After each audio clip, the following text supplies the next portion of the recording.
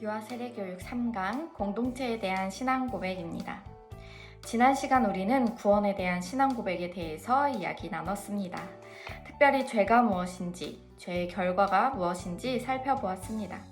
죄는 하나님의 주되심을 거부하는 것이며 그 결과로 인간은 하나님, 인간, 자연과 단절되었습니다. 이 죄를 위해 하나님은 하나님의 아들 예수 그리스도를 이 땅에 보내주셨습니다.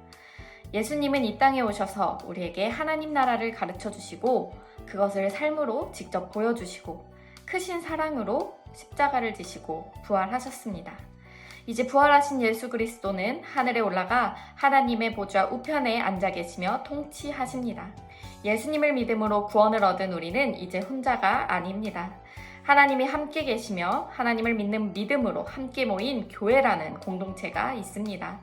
하나님은 교회를 위해 또 우리에게 성령님을 보내주셨습니다. 오늘은 바로 이 공동체에 대한 신앙 고백에 대해서 이야기 나누겠습니다. 예수님은 부활하시고 제자들을 떠나시며 우리에게 한 가지를 약속해 주셨습니다. 그것은 바로 성령님을 보내주신다는 약속입니다. 우리를 버려두지 않으시고 성령님을 보내주신다고 약속하셨고 그 약속대로 성령님은 우리에게 오셨습니다. 이제부터 그 성령님이 누구신지 함께 살펴보겠습니다. 성령님은 누구일까요? 성경이 말하는 성령님을 알아보겠습니다. 먼저 첫 번째, 성령님은 보혜사입니다. 요한복음 14장 16절 내가 아버지께 구하겠으니 그가 또 다른 보혜사를 너희에게 주사 영원토록 너희와 함께 있게 하리니 아멘. 보혜사는 보살피며 은혜를 베푸시는 분이라는 뜻입니다. 즉 신자들을 강하게 하고 그들을 진리 가운데로 인도하는 하나님의 영, 곧 성령을 가리키기 위해 사용된 이름입니다. 보혜사는 신약 성경의 원어인 헬라어로 파라클레토스라고 합니다. 그 뜻은 위로자, 중보자, 탄원자, 돕는 자, 상담자란 의미입니다. 이는 모두 성령 하나님을 가리킵니다. 성령님은 우리와 함께 하시며 우리를 도우시며 위로하시는 분이십니다. 두 번째로 성령님은 진리의 영이십니다. 요한복음 14장 17절 말씀입니다. 그는 진리의 영이라 세상은 능히 그를 받지 못하나니 이는 그를 보지도 못하고 알지도 못함이라. 그러나 너희는 그를 아나니 그는 너희와 함께 거하시며 또 너희 속에 계시겠음이라. 아멘. 성령님은 진리의 영이십니다. 즉 진리인 말씀과 관련된 분이라는 뜻입니다. 또한 성령님은 영이시기에 시간과 공간의 제약을 받지 않으시고 우리들 각 한 사람 한 사람에게 역사하시며 함께 하실 수 있습니다. 그렇다면 보혜사이시고 진리의 영이신 성령님은 어떤 일들을 하실까요? 성령님의 사역입니다. 첫 번째, 무엇보다도 성령님의 첫 번째 사역은 우리에게 주님의 말씀을 가르쳐 주시고 생각나게 해주시는 것입니다. 요한복음 14장 26절 말씀입니다. 보혜사, 곧 아버지께서 내 이름으로 보내실 성령. 그가 너희에게 모든 것을 가르치고 내가 너희에게 말한 모든 것을 생각나게 하리라. 아멘. 또한 성령님의 두 번째 사역은 책망하시는 것입니다. 요한복음 16장 7절에서 11절까지 말씀입니다. 그러나 내가 너희에게 실상을 말하노니 내가 떠나가는 것이 너희에게 유익이라. 내가 떠나가지 아니하면 보혜사가 너희에게로 오시지 아니할 것이요 가면 내가 그를 너희에게로 보내리니 그가 와서 죄에 대하여 의에 대하여 심판에 대하여 세상을 책망하시리라. 죄에 대하여라 함은 그들이 나를 믿지 아니하며 의에 대하여라 함은 내가 아버지께로 가니 너희가 다시 나를 보지 못하며 심판에 대하여라 함은 이 세상 임금이 심판을 받았음이라. 아멘. 보혜사이며 진리의 영이신 성령님이 우리에게 오셔서 하시는 두 번째 사역은 책망입니다. 죄에 대하여 의에 대하여 심판에 대하여 책망하십니다. 사랑하는 자녀가 잘못된 길로 간다면 부모는 자녀에게 훈육하고 또 그것이 잘못된 길임을 가르쳐 줄 것입니다. 우리를 도우시는 성령님도 마찬가지입니다. 우리가 진리와는 상관없이 하나님과의 바른 관계에 있지 않고 다른 길을 간다면 죄에 대하여 의에 대하여 심판에 대하여 책망하십니다.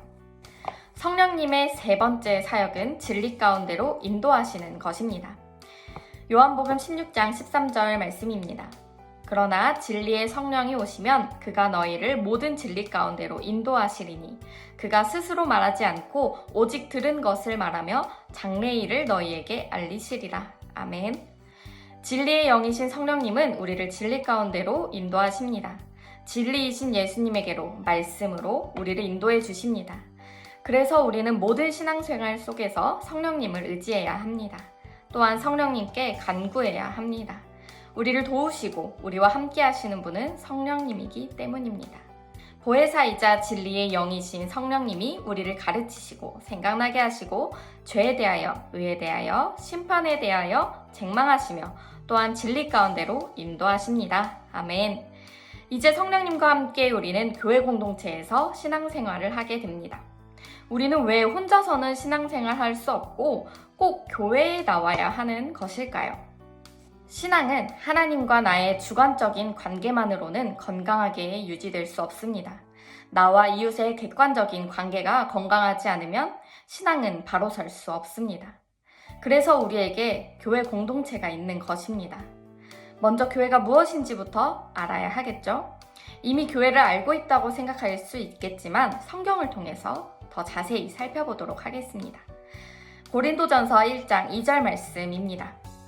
고린도에 있는 하나님의 교회 곧 그리스도 예수 안에서 거룩하여지고 성도라 부르심을 받은 자들과 또 각 처에서 우리의 주 곧 그들과 우리의 주 되신 예수 그리스도의 이름을 부르는 모든 자들에게 아멘. 사도 바울은 설명합니다. 하나님의 교회는 곧 그리스도 예수 안에서 거룩하여지고 성도라 부르심을 받은 자들이며 예수 그리스도의 이름을 부르는 모든 자들입니다. 즉 교회는 건물이 아니라 사람입니다. 교회를 원어인 헬라어로 보면 에클레시아입니다. 부르심을 받은 자들이라는 뜻입니다. 주님의 부르심을 받아서 예수 그리스도를 믿고 그분을 쫓는 사람들의 공동체가 바로 교회입니다. 교회 공동체가 그렇다면 해야 하는 일이 있습니다. 그 해야 하는 일은 크게 5가지로 볼 수 있습니다. 먼저 첫 번째, 예배입니다. 하나님의 부르심에 기쁨으로 응답한 신자들은 정한 시간에 모여 하나님께 영광을 돌리며 예수 그리스도와 더불어 일어난 구원 사건의 의미를 전해받습니다. 이는 설교와 성례전을 통해서 이루어집니다. 자신의 솔직한 모습을 깨달아 하나님 앞에 사죄함을 얻고 하나님 백성으로 살기를 맹세하며 거듭 이를 다짐할 때 진실한 예배가 이루어집니다. 두 번째, 성장입니다. 무엇으로 성장할까요? 교회는 말씀으로 성장합니다. 그래서 교회는 신자들에게 하나님의 말씀을 가르쳐 하나님의 자녀로서의 사명을 깨달아 경건한 생활을 하게 하고 믿음을 견고하게 하여 세상을 향해서도 책임있게 행동하는 생활을 하게 됩니다. 특히나 교회 안에 성경 프로그램들이 있다면 꼭 참여해야 합니다. 말씀으로 성장하지 않는 믿음은 자라지 못하는 믿음이기에 반드시 부작용들이 있기 때문입니다.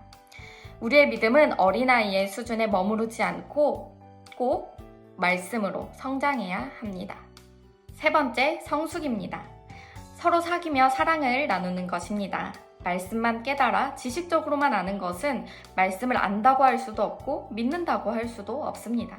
말씀의 지식은 사랑의 실천으로 나타나야 합니다. 이 세상에 돌봄이 필요하지 않은 사람은 아무도 없습니다. 사람은 서로를 지키는 자로 지음받았습니다. 하나님의 자녀가 된 신자는 서로 사귀고 화목하여 은혜를 끼칠 책임이 있습니다. 하나님을 사랑하노라 하고 그 형제를 미워하면 이는 거짓말하는 자라고 요한일서 4장 20절 말씀에 나옵니다. 그러기에 하나님 나라의 영원한 한 가족이 된 신자는 서로를 받아들여 이해하고 또 삶에 구체적인 문제가 있을 때 서로의 짐을 져주어야 합니다. 생을 함께 나누고 그리스도의 사랑과 진리 안에서 서로 위로와 격려가 되어 주어야 합니다. 교회 공동체는 바로 이러한 일들을 감당하는 것입니다. 네 번째는 섬김입니다. 이제 그 사랑의 사귐이 또 다른 이웃을 향해 흘러나가야 합니다. 이웃을 섬겨야 합니다. 교회는 각자 자기가 받은 은사에 따라 하나님의 은혜를 받은 선한 청지기로 서로를 섬겨야 합니다. 교회 내에서 아주 작은 일이라도 봉사하고 섬겨야 합니다. 그 작은 섬김의 실천에 하나님이 크신 은혜를 부어주십니다. 그러나 신자들만의 교제에서 머무르지 않고 이웃과 사회의 번영과 갱신을 위해 봉사할 책임도 져야 합니다. 곧 세상에서 소금과 빛의 역할을 감당하는 일입니다. 어려운 처지에 있는 사람들을 돕고 구제하는 일을 해야 합니다.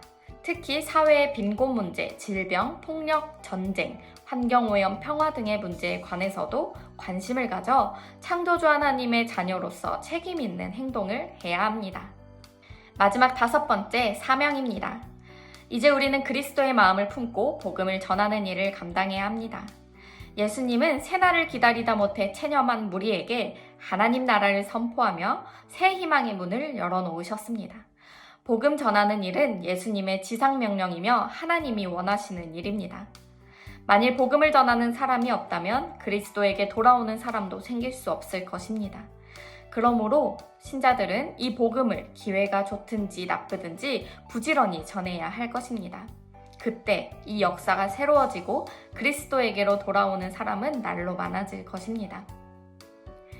교회는 건물이 아닌 예수 그리스도를 주로 고백하는 사람들입니다. 즉, 우리가 교회입니다. 교회는 예배, 말씀의 성장, 사랑의 성숙, 섬김과 복음 전도의 사명의 역할을 해야 합니다.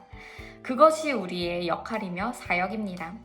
교회를 교회되게 하시며 함께 하시며 도우시는 성령님과 함께 우리는 교회로서의 권리를 누리고 또 책임을 다해야 합니다.